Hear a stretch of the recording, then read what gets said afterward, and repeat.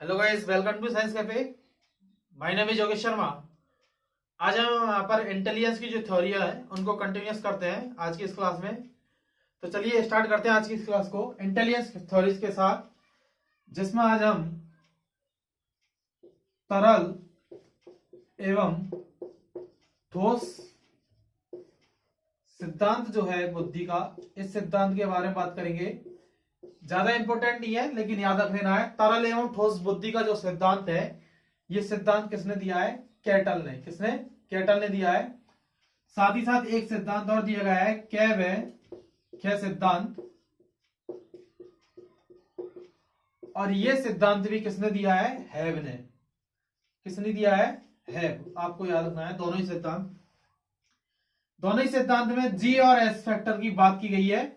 जी factor जो है एक प्रकार से सामान्य इंटेलिजेंस है, जनरल इंटेलिजेंस है, जो कि कहीं ना कहीं जन्मजात होता है। कैसा होता है? जन्मजात होता है। आपको याद रखना है। स्पीयरमैन ने भी इन्हीं की बात की है। तो सभी जो ज्यादातर जो इंटेलिजेंस की थ्योरी है वो कहीं ना कहीं स्पीयरमैन को बेस्ड मानकर रखी गई है। जन्मजात होते हैं। कैसे होते हैं? अपरिवर्तनशील होते हैं। कैसे होते हैं? अपरिवर्तनशील होते हैं। ठीक है, याद रखना है। एस फैक्टर, जिसको आप विशिष्ट कारक कहीं ना कहीं कह सकते हैं, ये कैसा होता है? अजन्मजात होता है। कैसा होता है? अजन्मजात होता है। और कैसा होता है? परिवर्तनशील होता है। कैसा होता है? परिवर्तनशील। अजन्मजात का मतलब क्या है? वातावरण से। क्या? वातावरण से मिलता है। ठीक है, परिवर्तनशील होता है, चेंज हो सकता है। तो ये मेनली रूप से दो सिद्धांत है, बस ज्यादा इंपॉर्टेंट नहीं है लेकिन याद रखना है एग्जाम पॉइंट ऑफ व्यू से। अगले सिद्धांत की मैं यहां पर बात करने जा रहा हूं, और वो सिद्धांत है बुद्धि का पदानुक्रमिक सिद्धांत। क्या? बुद्धि का पदानुक्रमिक सिद्धांत है। बुद्धि का पदानुक्रमिक सिद्धांत। बुद्धि का पदानुक्रमिक सिद्धांत। ये जो सिद्धांत है बुद्धि का पदानुक्रमिक जो सिद्धांत है, ये वर्ट और वर्णन ने दिया है। किसने दिया है? वर्ट और वर्णन ने, दो अलग अलग हैं, इन्होंने ये सिद्धांत जो है मिलकर दिया है। इस सिद्धांत में स्पीयरमैन के जी और एस फैक्टर को जो है इंपोर्टेंस दी गई है यहां पर। और जो एस जी फैक्टर जो है, इस जी फैक्टर को यहां पर दो भागों में बांटा गया है। कितने भागों में बांटा गया है? दो भागों में बांटा गया है। पहला तो है शाब्दिक और दूसरा है व्यवहारिक। दो प्रकार से इस फैक्टर को जो है बांटा गया है, जी फैक्टर को। और कहा गया है कि कोई भी जो बालक है, यदि इन दोनों में से किसी भी में विशेष कुशलता यदि हासिल करता है, तो वो उसे कहीं ना कहीं किसकी ओर ले जाता है? विशिष्टता की ओर ले जाता है। कहने का मतलब यह है कि एस बुद्धि की तरफ जो है, एस इंटेलिजेंस की तरफ ले जाता है। जी फैक्टर को दो भागों में बांटा है, शाब्दिक और व्यवहारिक। यदि कोई बालक इन दोनों में से किसी एक में जो है अच्छा विशेष कुशलता ग्रहण करता है, तो वो उसकी जो है विशिष्ट जो है स्पेसिफिक फैक्टर के साथ कहीं ना कहीं जोड़ता हुआ दिखाई देता है। और इसमें यह भी माना गया है कि जी फैक्टर जो है वो ऊपर पाया जाता है, और फिर इसके बाद कौन सा फैक्टर पाया जाता है? एस फैक्टर पाया जाता है। ये आपको याद रखना है। छोटी छोटी थ्योरीज हैं जो कि इंटेलिजेंस से जुड़ी हुई है, इसलिए याद रखना है। ठीक है, चलते हैं आगे। ये जो सभी सिद्धांत हमने अब तक पढ़े हैं, ये सभी फैक्टर थ्योरी पर आधारित थे, कारकीय सिद्धांत पर आधारित थे, जिसमें बुद्धि को जो है खंडों में बांटने की बात की गई है। मैंने आपको बीच में भी बताया था कि एकमात्र process oriented theory, process oriented theory की यदि बात की जाएगी तो वो है आपकी ट्राइआर्किक थ्योरी। कौन सी? ट्राइआर्किक थ्योरी, जिसको आप बुद्धि का त्रिचापीय सिद्धांत या त्रितंत्र सिद्धांत भी हम कहते हैं, जो कि ट्राइआर्किक थ्योरी है। इसको प्रोसेस ओरिएंटेड थ्योरी कहते हैं, प्रक्रिया उन्मुखी सिद्धांत पर जो आधारित है। अर्थात बुद्धि को जो है इन्होंने कहीं ना कहीं समय के साथ जो है विकसित होते हुए होने की बात की है। खंडों की कोई बात यहां पर नहीं देखने को मिली है। तो याद रखना है, क्वेश्चन यदि पूछा जाए कि एकमात्र प्रोसेस ओरिएंटेड थ्योरी कौन सी है, तो आपको याद रखना है त्रिचापीय सिद्धांत, जो कि स्टर्नबर्ग का है। किसका है? स्टर्नबर्ग का। याद रखना है, त्रिचापीय त्रितंत्र सिद्धांत, जिसको हम ट्राइआर्किक थ्योरी भी कहते हैं। तो इस प्रकार जो है इंटेलिजेंस की थ्योरी यहां पर समाप्त होती है। अब एक नया टॉपिक जो है आज स्टार्ट करने जा रहे हैं। ठीक है, बताता हूं मैं इसको।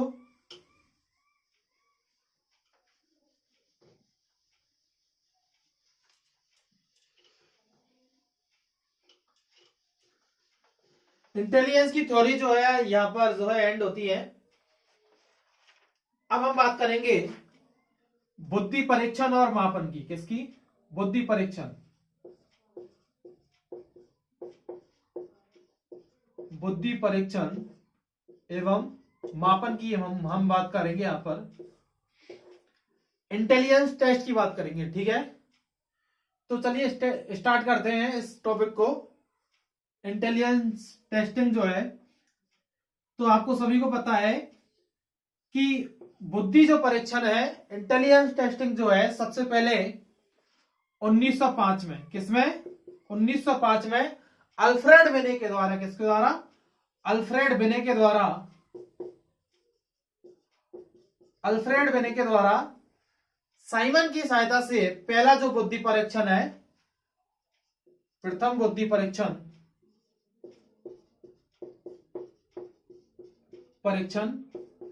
किया गया। क्या?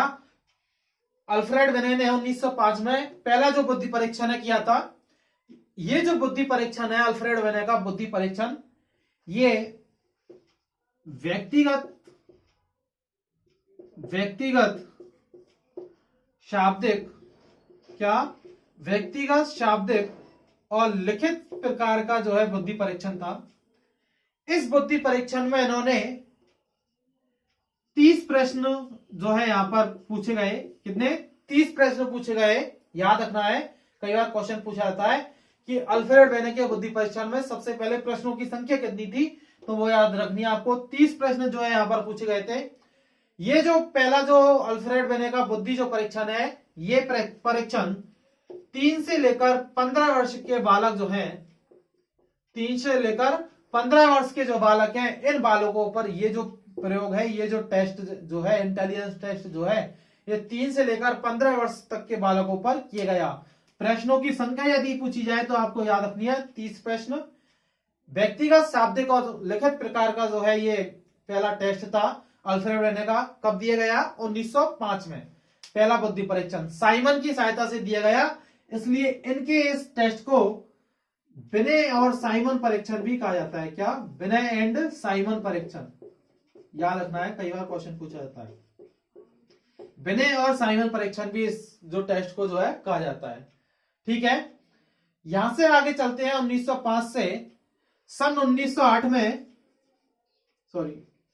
सन 1908 में ये जो अल्फ्रेड बिने का जो प्रयोग है, इसमें यहां पर संशोधन हुआ और यहां पर स्टर्न जो है अल्फ्रेड बिने के बुद्धि परीक्षण में, यहां पर बिने ने ही 1908 में अल्फ्रेड बिने ने ही यहां पर मानसिक आयु शब्द दिए। क्या दिया है? मानसिक आयु। मानसिक आयु जो शब्द दिया गया 1908 में, वो किसके द्वारा दिया गया? अल्फ्रेड बिने के द्वारा ही दिया गया। ये आपको याद रखना है, किसके द्वारा दिया गया? अल्फ्रेड बिने के द्वारा दिया गया। यहां से फिर आगे आगे बढ़ते हुए मैं इसको एक लाइन में लिख देता हूं, ठीक है, मिटा रहा हूं इधर से।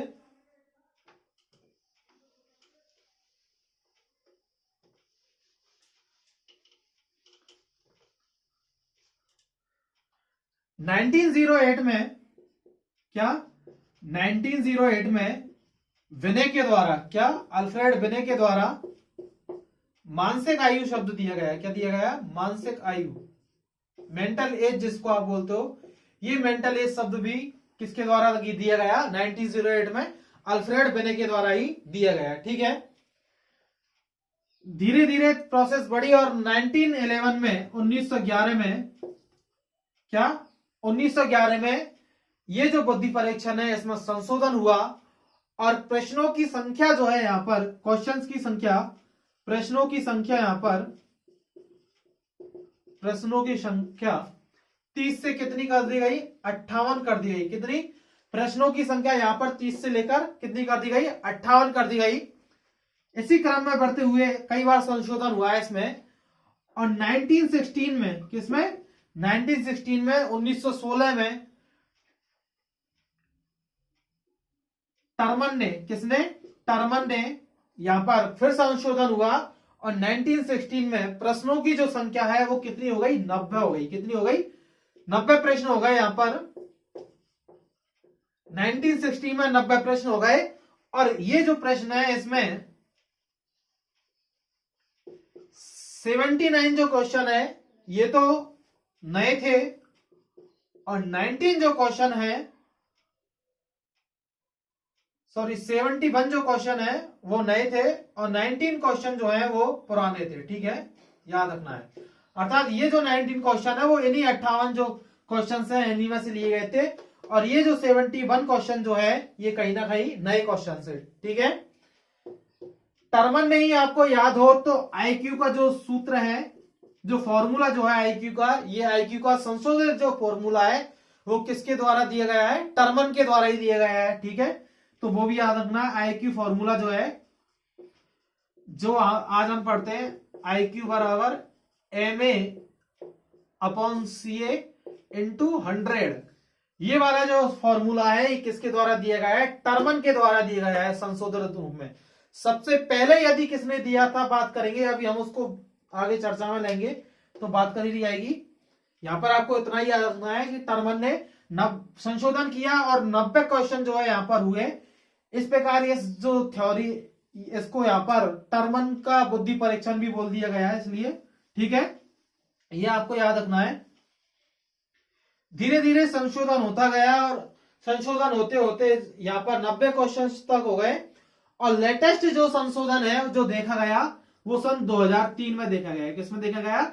सबसे जो नया संशोधन जो हुआ है बुद्धि में वो 2003 में देखा गया है। इतना ज्यादा क्वेश्चन नहीं पूछेगा, क्वेश्चन यदि पूछा जाएगा तो आपको 1916 तक से ही पूछा जाएगा। ठीक है, ये याद रखना। यहां तक यहीं से क्वेश्चन जो है ज्यादा कई बार पूछे जाते हैं, इसको आपको याद रखना है। ठीक है, तो इस प्रकार जो है बुद्धि परीक्षण में कई बार संशोधन हुए, और जो क्वेश्चंस की जो संख्या है वो कितनी हो गई? 90 तक हो गई। कब? 1916 तक, जिसमें 71 नए क्वेश्चन और 19 जो है वो पुराने क्वेश्चन जो है ऐड किए गए यहाँ पर टर्मन के द्वारा। टर्मन ने आईक्यू का संशोधित रूप जो है, आईक्यू फॉर्मूला जो है उसका संशोधित रूप दिया। आईक्यू बराबर MA/CA × 100 की बात की गई। लेटेस्ट जो बुद्धि परीक्षण हुआ था वो 2003 में देखने को मिला। अब बात करते हैं यहाँ पर सामूहिक बुद्धि परीक्षण की। ये तो अल्फ्रेड बिने का क्या था, मैं इधर ही लिख देता हूं। ये तो अल्फ्रेड बिने का प्रथम बुद्धि परीक्षण था, जो कि व्यक्तिगत आधार पर था। किसके आधार पर था? व्यक्तिगत, शाब्दिक और लिखित बेस पर था। सामूहिक बुद्धि परीक्षण की हम यहां पर बात करेंगे। अब सामूहिक बुद्धि परीक्षण, सामूहिक बुद्धि परीक्षण जो है ये आपको याद रखना है।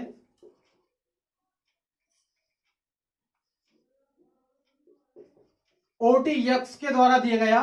कब? 1917 में दिया गया। किसमें? 1917 में OTX के द्वारा ये जो सामूहिक बुद्धि परीक्षण है दिया गया, और इसको जो है यहां पर 2 भागों में बांटा गया इस परीक्षण को। क्या? इस परीक्षण को यहां पर 2 भागों में बांटा गया। एक तो अल्फा बुद्धि परीक्षण, अल्फा बुद्धि परीक्षण, बुद्धि परीक्षण, और एक बीटा बुद्धि परीक्षण। क्या? बीटा बुद्धि परीक्षण। ठीक है, कितने भागों में बांटा गया? 2 भागों में बांटा गया, आर्मी अल्फा और आर्मी बीटा। ठीक है, लिख देते हैं यहां पर।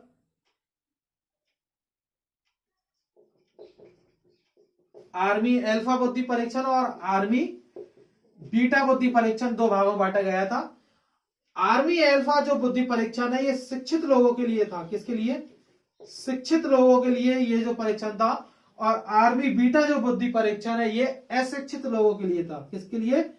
अशिक्षित लोगों के लिए था। ठीक है, बात आई समझ में?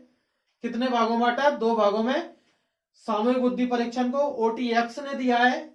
आर्मी अल्फा बुद्धि परीक्षण और आर्मी बीटा बुद्धि परीक्षण में बांटा गया है। आर्मी अल्फा बुद्धि परीक्षण जो है वो शिक्षित लोगों के लिए था, और आर्मी बीटा जो बुद्धि परीक्षण है वो अशिक्षित लोगों के लिए था। इस प्रकार 2 प्रकार का बुद्धि परीक्षण था। ये जो बुद्धि परीक्षण था कैसा था? सामूहिक अशाब्दिक। कैसा था?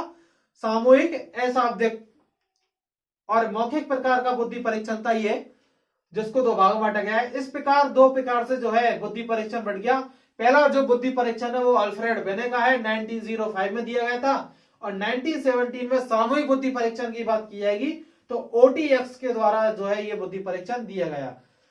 आर्मी अल्फा में शिक्षित लोगों को ऐड किया गया और आर्मी बीटा में जो है यहाँ पर अशिक्षित लोगों को ऐड किया गया। इस प्रकार दो प्रकार से जो है ये परीक्षण है, ठीक है।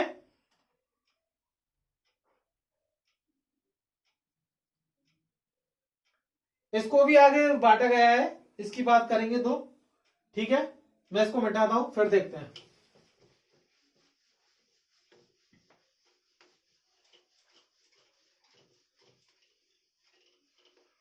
तो देखो यहां पर कि बुद्धि परीक्षण जो है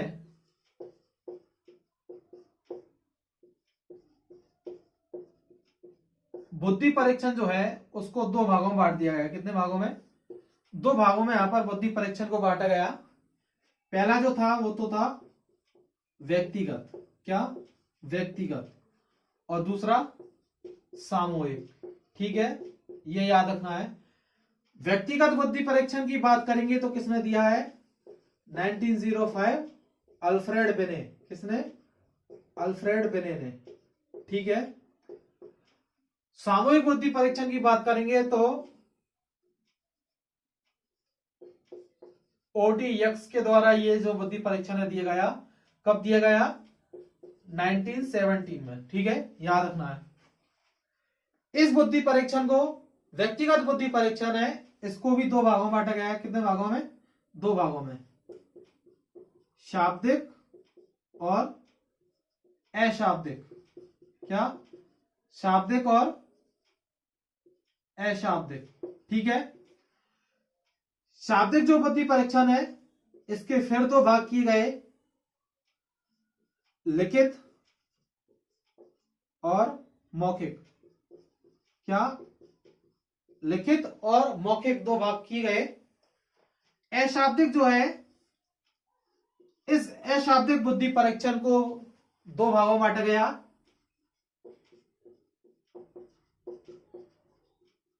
पेन पेंसिल परीक्षण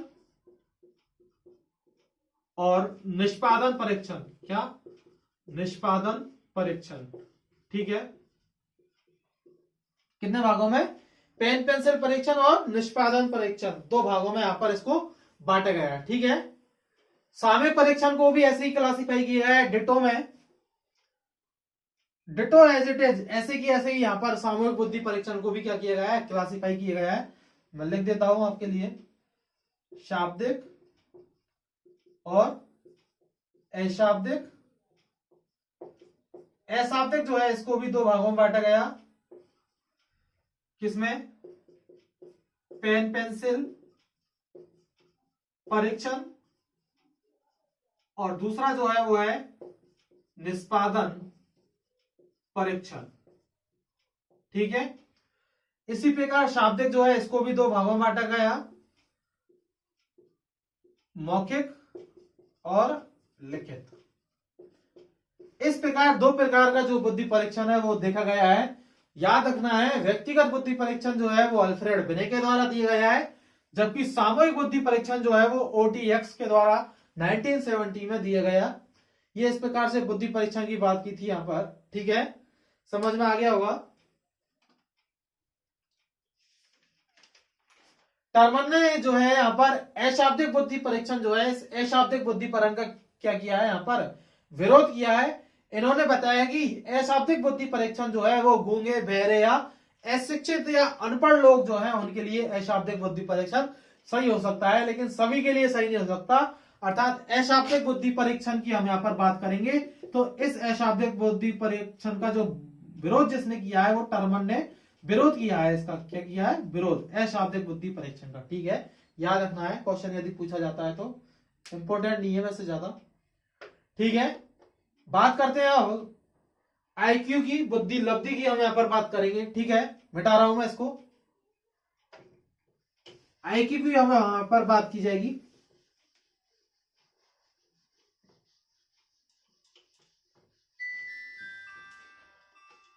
आईक्यू की बात यहां पर करेंगे, 1 सेकेंड।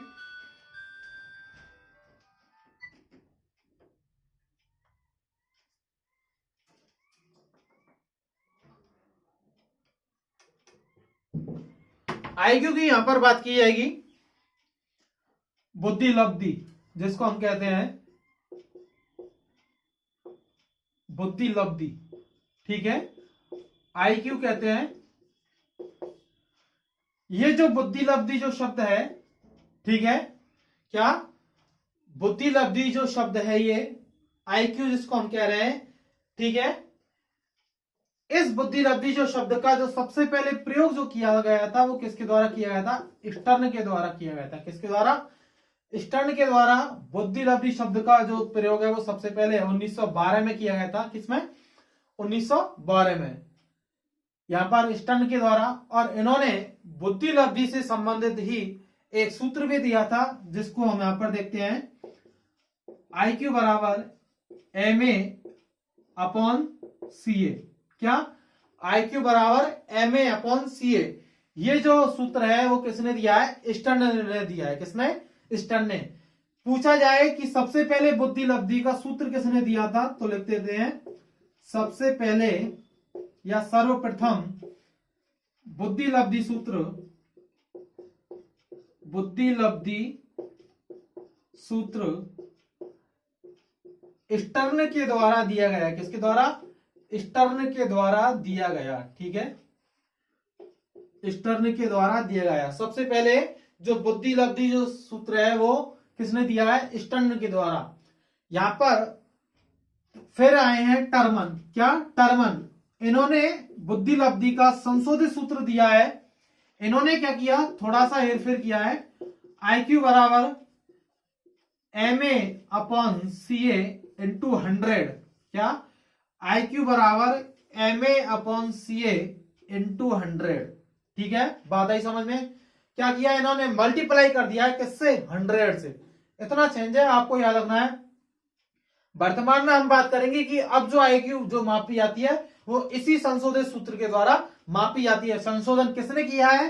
तो याद रखना है आपको, टर्मन ने किया है। किसने किया है? टर्मन ने। और ये जो संशोधन था वो किसने किया है? टर्मन ने 1916 में किया है, 1916 में। आपको याद रखना है आईक्यू बराबर MA अपॉन CA इंटू 100, ठीक है। एक क्वेश्चन करते हैं यहां पर इससे लेकर, ठीक है। मैं मिटा दूं इसको, फॉर्मूले को नहीं मिटाऊंगा, बस इधर से मिटा रहा हूं, ठीक है। देखिए क्वेश्चन करते हैं आईक्यू से लेकर। एक बालक जिसकी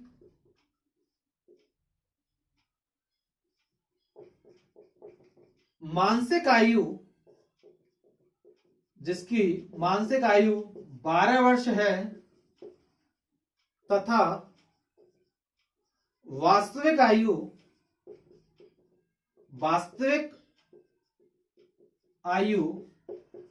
10 वर्ष है, तो बालक की बुद्धि लब्धि ज्ञात करो। तो आपको कैसे करना है? आईक्यू बराबर MA अपॉन CA इंटू 100। मानसिक आयु को हम बोलते हैं मेंटल एज, ठीक है। तो यहां पर लिख देता हूं मैं आईक्यू बराबर, मेंटल एज कितनी दी हुई है? 12 वर्ष। कितनी? 12 वर्ष। तो 12 वर्ष। वास्तविक आयु क्रोनोलॉजिकल एज जिसको हम कहेंगे वो कितनी है? 10 वर्ष है। मल्टीप्लाई करना है 100 से, ठीक है। 10 और 12 इंटू 10 बराबर 120। अर्थात उस बच्चे की जो आईक्यू है वो कितनी है? 120 है। कितनी है? 120 है, याद रखना है, ठीक है। कैसी है? 120 है। तो इस प्रकार आप जो है बुद्धि लब्धि निकाल सकते हो किसी भी बच्चे की। कई बार क्वेश्चंस पूछे जाते हैं आईक्यू को लेकर, तो याद रखना है, गड़बड़ कुछ नहीं करना है। MA अपॉन CA इंटू 100 कर देना है बस। यदि आपसे पूछा जाए कि बुद्धि लब्धि का संशोधित सूत्र किसने दिया है, तो आपको टर्मन लिखना है। क्या लिखना है? टर्मन। क्वेश्चन पूछा जाए बुद्धि लब्धि का सर्वप्रथम सूत्र किसने दिया, तो स्टर्न को याद रखना है। संशोधित सूत्र की बात की जाएगी तो टर्मन को याद रखना है। सूत्र क्या है? आईक्यू बराबर MA अपॉन CA इंटू 100, ठीक है। बात आ गई समझ में? मानसिक मानसिक बुद्धि लब्धि जो परीक्षण है उसके लिए ये जो सूत्र है वो यूज में लिया जाता है। मानसिक आयु ज्ञात की जाती है एक बालक की। ठीक है, मिटाता हूं फिर मैं इसको। ठीक है,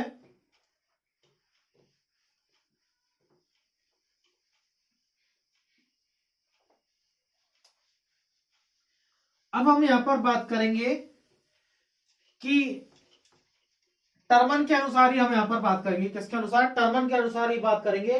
बुद्धि लब्धि की सारणी, अर्थात आईक्यू के आधार पर जो है बुद्धि लब्धि को बांटा गया है। ठीक है, आईक्यू के आधार पर जो है बुद्धि लब्धि को यहां पर बांटा गया है। ठीक है, तो उसकी बात करेंगे टर्मन के अनुसार।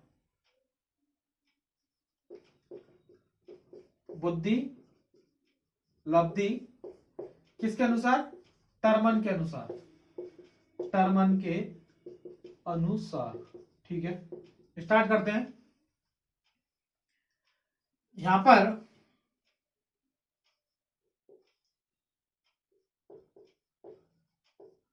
पच्चीस से कम यदि बुद्धि लब्धि है, क्या 25 से कम, मैं लिख देता हूं 25 से कम बुद्धि लब्धि है किसी भी बच्चे की,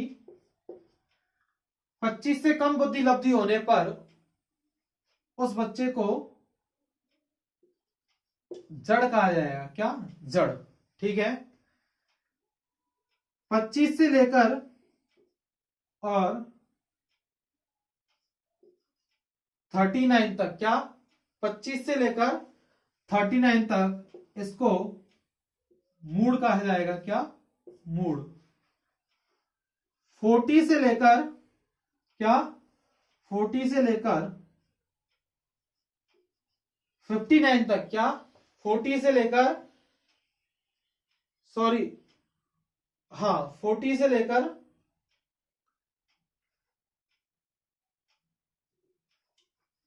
25 से लेकर 49 तक है ये। क्या 25 से लेकर 49 तक है, और यहां पर 50 से लेकर 69 तक है। ठीक है, 50 से लेकर 69 तक यहां पर इसको मूर्ख कहा जाएगा। क्या? मूर्ख कहा जाएगा। ठीक है, बात आ रही है समझ में? मूर्ख कहा जाएगा। और 70 से 79 तक, 70 से लेकर 79 तक यहां पर निर्वल या क्षीण कहा जाएगा। निर्वल या क्षीण कहा जाएगा। और 80 से लेकर 89 तक, क्या 80 से लेकर 89 तक मंद कहा जाएगा, मंद बुद्धि होगा बालक। और 19 से लेकर, क्या 90 से लेकर 90 से लेकर 109 इसको एवरेज स्टूडेंट कहा जाता है। एवरेज, या जिसको आप औसत बोल सकते हो। क्या बोल सकते हो? औसत। ठीक है, 110 से लेकर, क्या 110 से लेकर यहां पर और 119 तक, 110 से लेकर 119 तक आप इसको तीव्र कह सकते हो। क्या? तीव्र। ठीक है, और फिर मैं इधर लिख देता हूं 120 से लेकर 139। ठीक है, क्या 110 से लेकर 119 तक तीव्र है, और 120 से लेकर और 139 तक जो है प्रखर तीव्र है। क्या? प्रखर, मतलब तीव्र से भी ज्यादा। ठीक है, वेरी सुपीरियर जिसको हम कह सकते हैं, वेरी सुपीरियर। ठीक है, जिसको कहा सकता है। और 140 से अधिक है, 140 से यदि अधिक है तो प्रतिभाशाली है। कैसा है? प्रतिभाशाली। इस आधार पर जो है आप इस आईक्यू के आधार पर, इस विभाजन के आधार पर आप किसी भी बालक की जो है आईक्यू को कहीं ना कहीं माप सकते हो। ठीक है, समझ में आ रहा है? ये जो तीन है, सॉरी गलत लिख दिया मैंने, ये जो तीन है ये 1% पाए जाते हैं। कितने पाए जाते हैं? 1%। 140 वाला भी कितना पाया जाएगा? 1% ही पाया जाएगा। कितना? 1%। एवरेज की हम बात करें, एवरेज स्टूडेंट जो है वो 60% होता है। कितना सर्वाधिक होते हैं, एवरेज जो है 60% होते हैं। ठीक है, ये आपको याद रखना है कुछ कुछ पॉइंट। तो इस प्रकार जो है यहाँ पर बुद्धि लब्धि के आधार पर जो है ये टर्मन का जो क्लासिफिकेशन है ये आपको याद रखना है। आईक्यू के हिसाब से जो है बच्चे को श्रेणियों में बांट दिया गया है कि जड़, मूढ़, मूर्ख। 25 से कम है तो जड़ होगा, 25 से 49 तक है तो मूढ़ होगा, 50 से लेकर 69 है तो मूर्ख होगा, और 70 से लेकर 79 है तो निर्बल या क्षीण होगा, और 80 से लेकर 89 तक है तो मंद होगा, 90 से लेकर 109 तक है तो एवरेज होगा स्टूडेंट, और 110 से लेकर 119 जो है वो तीव्र होगा, 120 से लेकर 139 तक प्रखर होगा, और 140 से लेकर अधिक तक प्रतिभाशाली होगा। तो इस प्रकार जो है आईक्यू मापी जाती है, बुद्धि लब्धि मापी जाती है। भाई बुद्धि लब्धि की ऐसी आवश्यकता क्यों पड़ी? क्योंकि आजकल जो देखा जाता है बच्चों का जो डेवलपमेंट है वो उनकी एज के हिसाब से नहीं होकर अलग ही तरीके से होता है। अर्थात आपने देखा होगा कम उम्र के बच्चे भी उनका आईक्यू लेवल जो है बहुत ज्यादा होता है। ठीक है, कुछ छोटे बच्चे भी आपराधिक मामलों में पाए जाते हैं, जैसे कि दिल्ली जो गैंगरेप हुआ था उसमें एक 17 साल का बच्चा था। ठीक है, तो उसकी एज तो कम थी लेकिन उसका आईक्यू जो है, बुद्धि लब्धि जो है उसकी एज के हिसाब से बहुत ज्यादा पाई गई।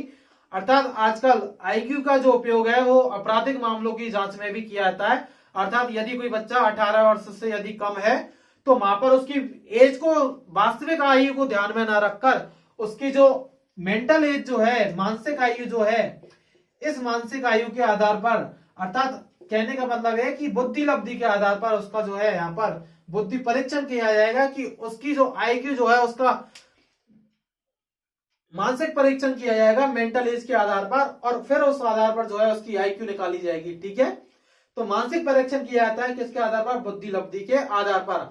आपकी वास्तविक आयु को न देखकर आपकी जो मानसिक आयु है उस मानसिक आयु को देखा जाता है, और उसी आधार पर जो है उस बालक के लिए डिसीजन दिया जाता है। क्योंकि मानसिक आयु जो है आपकी वो कहलाती है जिससे आप जो है बहुत ज्यादा, जैसे कि आप सोचिए कि एक बच्चा जो है 5वीं कक्षा का जो छात्र है वो 8वीं कक्षा के क्वेश्चंस को सॉल्व कर पा रहा है, इसका मतलब उसका मेंटल एज जो है वो 8वीं कक्षा के स्टूडेंट के बराबर है। समझ में आई बात?